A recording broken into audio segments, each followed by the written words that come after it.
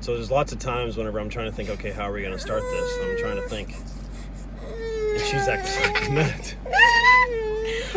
I'm trying to think how I'm going to start this video. It's a beautiful morning. We have been in Miami for a week, and we're leaving today.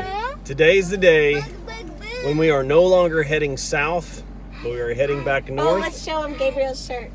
Look. And this is where we're headed to. Missouri!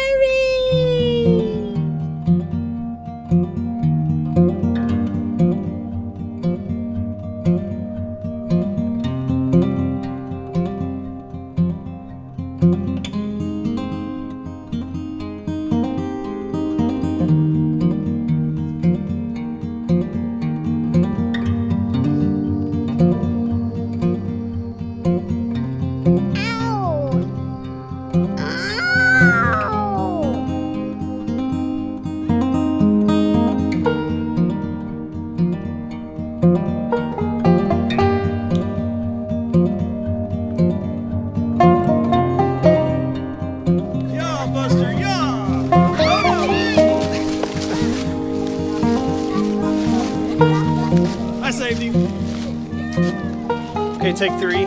So the first 2 times I've tried this, I had the camera turned the wrong way, and we talked for like 5 minutes. And the camera was facing the way we're walking, not our direction. And I realized it afterwards, and so now this is take 3. So we love this place. Starting over. Isn't this place amazing? It's the best place I think we've been. I would second that. At the perfect time. Yes, but I really believe this is us. Yes. Like this. We found it. You know how we told you, if you guys have watched our other video whenever we was in Stony Fork, and we was in Wytheville, Virginia. Thank you, Jason. That was probably our most favorite place to date, but I really think this one is. I think maybe because it's the combination of it's 100% free. We're in the National Forest, we're boondocking, the fall leaves. and it's fall. And there's paved trails, and there's nice people. Like, I think we've talked to every person here. Yeah. Just about. Yeah. Once again, the RV community just blows us away. Oh, it's awesome. And they just get it. You know, like, this is a crazy life. We get that, and most people don't completely fully understand it, because you can't understand something you've never experienced. But it's cool chatting with other people that know the rush of, like, selling all of your things, and they know the feeling when you're signing your house over and your hand's shaking and, you know, whatever. They know all these feelings you've experienced. So it's like an immediate connection that you just don't have with just anybody. We got to meet a couple brothers who sold their house, sold their business just a few months ago, and they are traveling. And that's exactly what he was saying, was that, you know, they completely understand this life of just wanting to find a different kind of freedom, a different kind of life at a different pace than what most people do. And it's just great to get to meet other people like that. And that's just what we are enjoying a lot about this. And it's just like country living, guys. Like, we just came from Miami. It was never again, like never again. I mean, the cruise was great and free and all that, but whenever we were driving, we got into like the hills. Couldn't I? I was like, oh my goodness, I was flipping out because I could feel myself decompressing. Like, finally we can breathe, you know, finally, I don't know, we're de-peopling from the people that are mean and honk their horns to people that are nice and like to just stop and chat. It's just...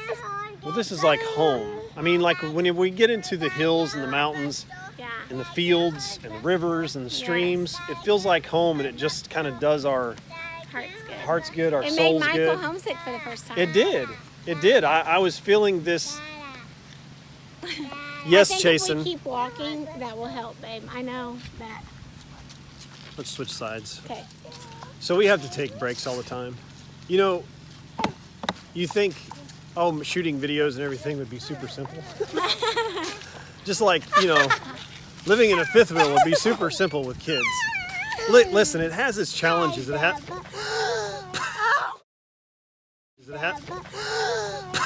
my goodness! Okay, so chasing Chasen leaned back on the stroller, and I'm using just one hand, and it did this. And he just about landed on the ground, face first. Anyway, so you would think shooting videos would be just super simple. And you could just, but you always have these little interruptions. Just well, like they're called Grady, Layla, Chasen, Gabriel, and Buster. So they're okay. It's okay. It is fine.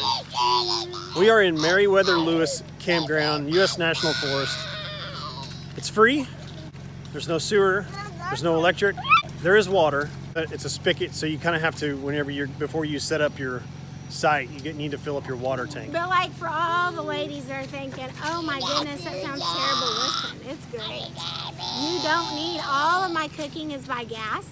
So like I just have banana nut bread coming out of the oven right now. We just set it out before we came over here. We had bacon, eggs, and toast for breakfast. Last night we had homemade chili, homemade cornbread, homemade hot chocolate. Like, it's life, man. You're not sweating in that kitchen. You got the windows open. It's perfect weather. This is life right here. This is life for a mama's heart, because I have the time to make all of these great dishes, because I'm not stressed out about cleaning a big, huge house. You know, just like little things. It's just perfect. But we are going to stay here until we head back to Missouri, because why not? Why wouldn't we? It's going to be hard to go back. Like, I'm pumped to see our family, but I shouldn't say it's hard to go back. It's going to be hard to leave here and go to 40-degree weather. Like, yeah. This is the perfect situation right here. And it's not always been a perfect ride. We're not saying that at all. We've had hard times, but this is perfect. Yeah. This is what we dreamed about. Today is October 31st. It's Halloween. Kids are going to dress up tonight. We carved pumpkins last night. We did. It was precious. And Lane made an amazing chili. And we've got great coffee. And she's got banana and nut bread ready for us when we get back. Smother a little butter on that. Oh, man. Just something about the fall weather. Our fifth wheel has a fireplace. And so that's just been very cozy. And I'm a fall person. I've never been. Lane's always been a summer person, but I think you are slowly becoming a fall person. It's because usually it's just a reminder that freezing cold winter is coming. Yeah. But right now it's just too perfect not to completely fall in love and pull out all the flannels. Yeah.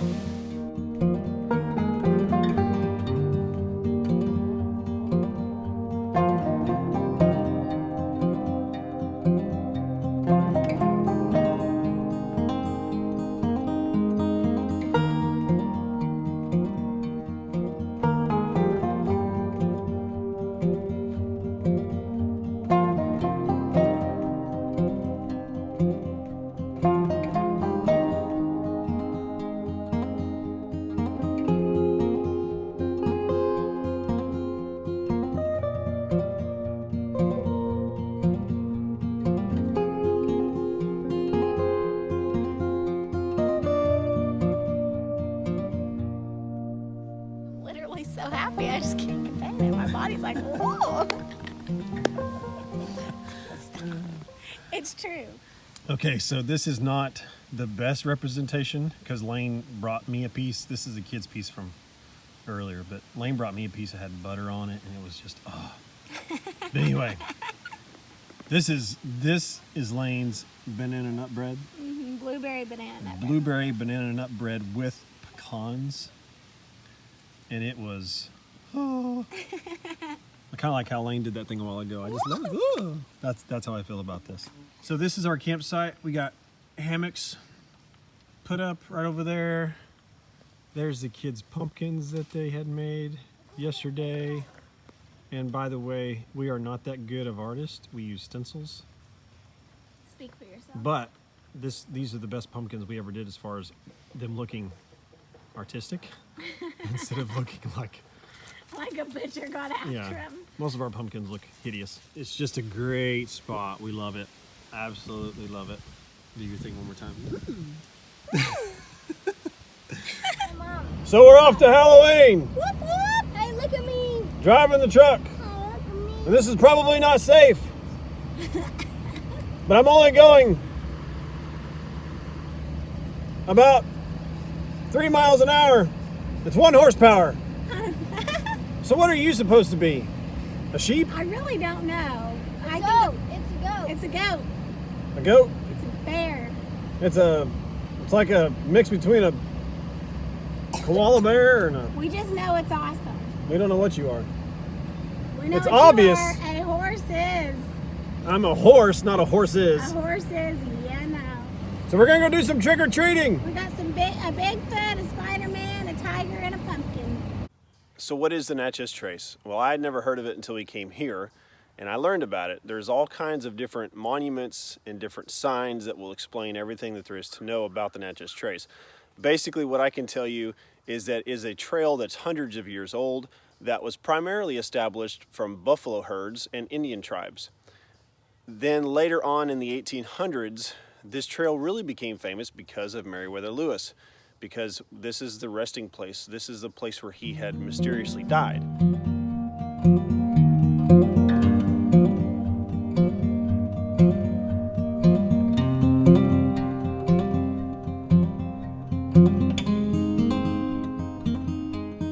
I thought it was strange why there was never anything here inside the park that would talk about Meriwether Lewis's death. So I Googled it, and come to find out it is quite the mystery, and nobody really knows. There's really only 2 theories. He was either shot or he committed suicide. And because of his, I guess, mental state, and I guess he was also known for being a drunk later on in his life, that he also was doing some things, had his will prepared, and there was also some other things. They said he even tried to commit suicide in the past. So they just maybe assumed that he committed suicide, but there was also a lot of people who thought, no, he was murdered. I think mainly because of his stature, because of who he was. They didn't want him as a legend to be known as committing suicide. Now, I'm not getting into what he did. I'm just going through on what I read online. I will leave the link down below if you're interested in reading that. It is a pretty interesting read. I love history, so stuff like that interests me. If you want to, fine. If not, fine, that's as well. We are here for the campground review, so I'm getting ready to go drive through the campground. It is right up here. And listen, if you are in Tennessee, in my opinion, this is probably the best boondocking spot in all of Tennessee, because it is in the National Forest. It is paved. There is no electric, but I will show you that there is some water in here, drinking water in here. If you get in the right spots, you can have access to water while you're here. Now, there is no dump station, which we will have to figure out when we are leaving. We're actually going to be leaving today. But all in all, $0 is what it costs for us to stay here. So I'm going to take you through the campground. Just going to take my phone out the window. I'm going to just drive completely through, show you what all is available here. And then I'm also going to pinpoint to you where the water is, so that when you do come and you want to be close to the water so you don't have to move your rig, you can do that.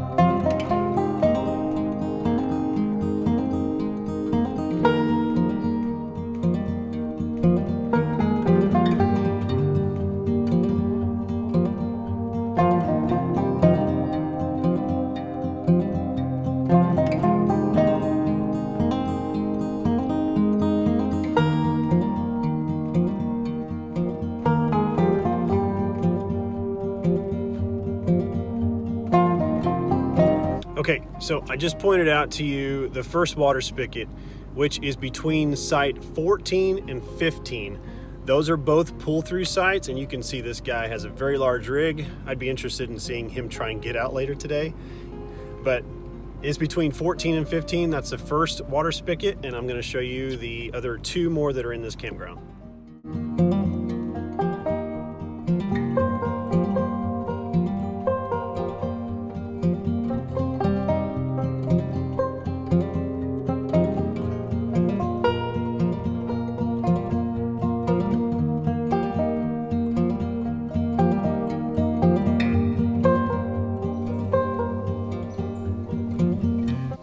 This is the bathroom. As you can see right up here is the second water spigot. Now, this is just a bathroom house. There is no showers. You can only stay a maximum of 14 days at one time. No more than 30 days total for the entire year.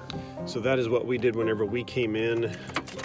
We came in and found the water spigot there by the bathroom, and we filled up our tank there. If you cannot get to one of the other two sites where the water is close, then you got to come by the bathroom house first, and then get your water from there and then go onto your site.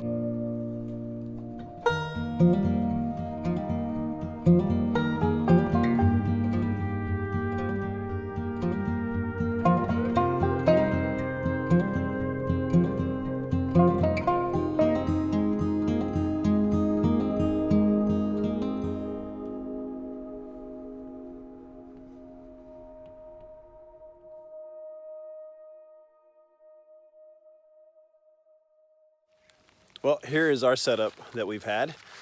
This is site number 30, and we are in the very back loop of the park. And our spigot is right back here. Right here's the water spigot, and I also have a little drinking fountain, but this is in the very center of this very back loop. So if you have a long enough hose, again, we are in site 30. I'm not sure what this one is, maybe 27, but if you can get into 27, this one's 29, and I think the one over there is probably 31. But if you have a long enough hose and you can reach it over here to fill your rig up, that's what we did, because we were actually in this site first because there was somebody here in 30, and then when they left, we immediately came over here because it's more level. Let's see, I have two 25-foot hoses and then a 50-foot hose, so I have 100 feet of hose that I was able to use whenever we were over there, and I still had probably maybe 20 feet left over. This is an amazing spot. In my opinion, the best boondocking in Tennessee that you can find, where you have this type of amenities, where you have a bathroom, where you have paved roads. This feels like something we should be paying for because of how nice it is. I would have probably paid maybe $8 to $10 per night for this place just because of how amazing it is. But nonetheless, we've got to leave today. We are going to be heading home back to Missouri for at least 2 months, where we're going to be spending the holidays with family, and we're just going to enjoy being stationary for a little bit and then get back on the road after the holidays are over with. So I hope you guys enjoyed this video. If you have, please give it a big thumbs up. Also, if you haven't yet, please subscribe to our channel, as we are throwing out weekly. I even maybe do 2 videos a week, depending on where we're at and the time frame and internet connection. But please subscribe if you guys haven't. If you want to follow along on our journey, we would love to have you guys. We would love to be able to connect with you. You can find our connection links down below. We have a Facebook page, we have an Instagram page, and our website where you can read some of Lane's blogs. Thanks again. Have a great day, and we'll catch you guys next time.